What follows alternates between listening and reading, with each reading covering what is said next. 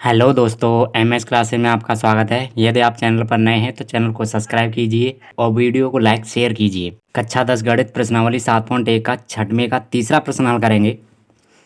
तो छठवें में बोला है कि निम्नलिखित बिंदुओं द्वारा बनने वाले चतुर्भुज का प्रकार यदि कोई है तो बताना है हमें, तथा अपने उत्तर के लिए कारण भी देना है। छठवें का तीसरा नंबर है। 2 नंबर पिछली वीडियो में हल करवा दिए हैं, उन वीडियो को जाकर देख लें। तो हमें चतुर्भुज के कारण बताने के किस प्रकार का चतुर्भुज है। तो हम समझ लो, ये हमारा चतुर्भुज है। इसमें बिंदु होते हैं ए बी सी। तो ये ए बी सी डी बिंदु दे रखे हैं, तो हल करेंगे इसे। ए बिंदु है 4,5 और बी बिंदु है 7,6 और सी बिंदु है 4,3 और डी बिंदु है 1,2। अब हमें देखना है कि कैसे हम चतुर्भुज के बता सकते हैं कि किस प्रकार का ये चतुर्भुज है। तो पहले तो हम A B B C C D और ए डी के बीच की दूरी निकालेंगे। अगर सभी भुजाएं बराबर हैं तो वर्ग भी हो सकता है और समांतर चतुर्भुज भी हो सकता है। अगर हमारी सभी भुजाएं बराबर निकली तो फिर हमें क्या करना है कि विकर्ण निकालना है। तो विकर्ण से मालूम पड़ जाएगा कि समांतर चतुर्भुज है या वर्ग है। यदि वर्ग होगा तो ये विकर्णों की जो दूरियां हैं बराबर निकलेंगी। यदि समांतर चतुर्भुज होगा तो ये विकर्णों की दूरियां अलग अलग निकलेंगी। यदि ये दोनों भुजाएं बराबर हैं और ये वाली इसके बराबर है तो एक आयत हो सकता है। क्या हो सकता है? आयत हो सकता है। तो हम देखेंगे समचतुर्भुज भी होता है, समांतर चतुर्भुज भी और आयत भी हो सकता है। तो इनकी बीच की दूरियां निकाल कर देखेंगे। सबसे पहले तो निकालेंगे ए बी के बीच की दूरी।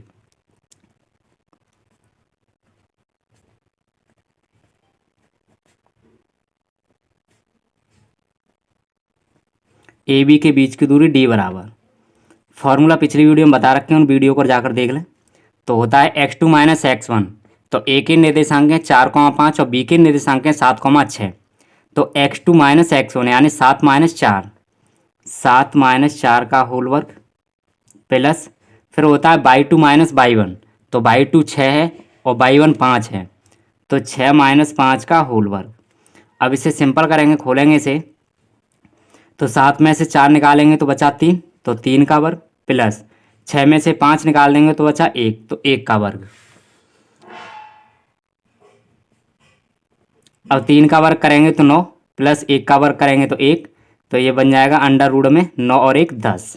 तो ए बी के बीच की दूरी निकली 10। अब हमें निकालनी है बी सी के बीच की दूरी। तो निकालेंगे बी सी के बीच की दूरी।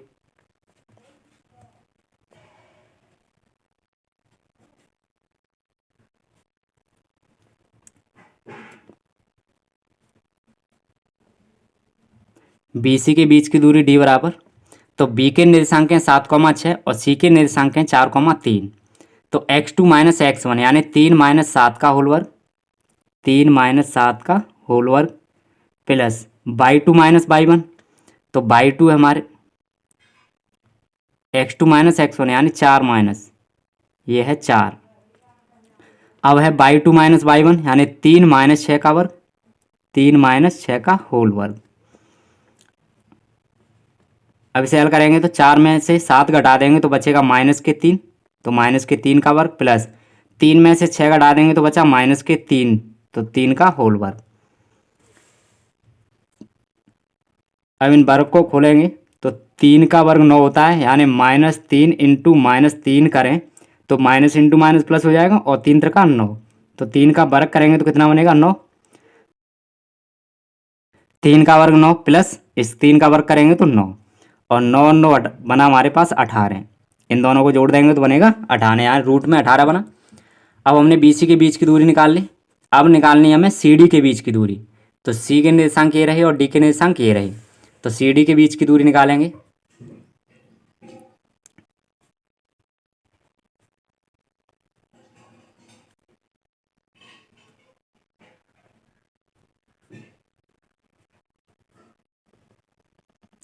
सी डी के बीच की दूरी डी बराबर, तो सी के निर्देशांक हैं 4,3, x2 1 है और x1 4 है। तो 1 में से 4 घटाएंगे तो 1 माइनस 4 का होल वर्ग, तो 1 माइनस 4 का होल वर्ग प्लस बाई 2 माइनस बाई 1। तो बाई 2 हमारे पास है 3, बाई 2 है 2 और बाई 1 है 3, तो 2 माइनस 3 का होल वर्ग। तो 2 माइनस 3 का होल वर्ग। इसे आगे हल करेंगे तो 1 में से 4 घटाएंगे तो बचेगा -3, तो -3 का वर्ग प्लस 2 में से 3 घटाएंगे तो बचा -1 का होल वर्ग। अब आगे से हल करेंगे तो 3 का वर्ग 9 प्लस का बनेगा, प्लस 1 का वर्ग 1 प्लस का बनेगा, तो बनेगा रूट में 10। 9 और 1 10। अब हमने सी डी के बीच की दूरी निकाल दी। अब निकालनी है हमें ए डी के बीच की दूरी। किसकी? ए डी के बीच की दूरी। तो निकालेंगे ए डी के बीच की दूरी।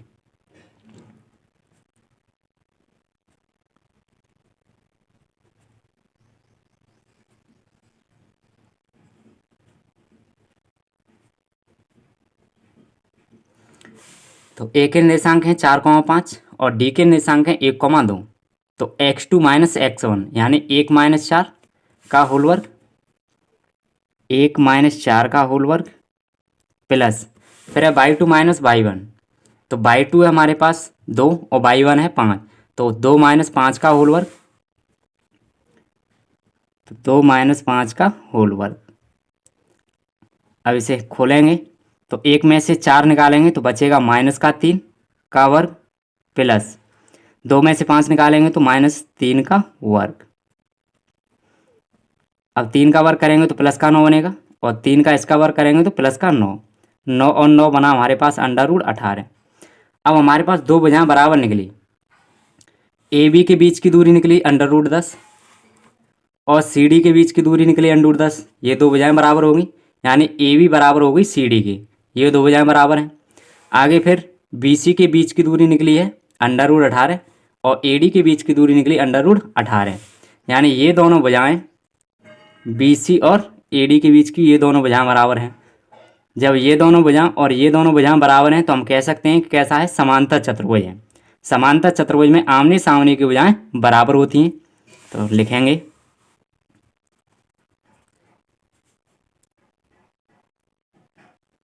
अतः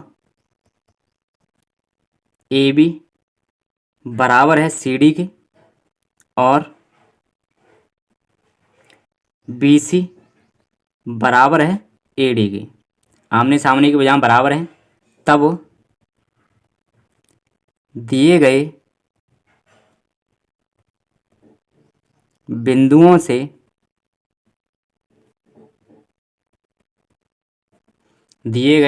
से बनने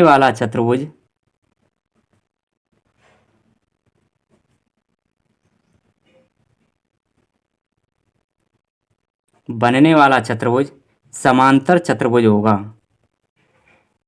समांतर चतुर्भुज होगा। मैं उम्मीद करता हूँ कि ये प्रश्न आपकी समझ में आया होगा। यदि आपकी समझ ना आया हो तो कमेंट बॉक्स में कमेंट करके बता सकते हैं।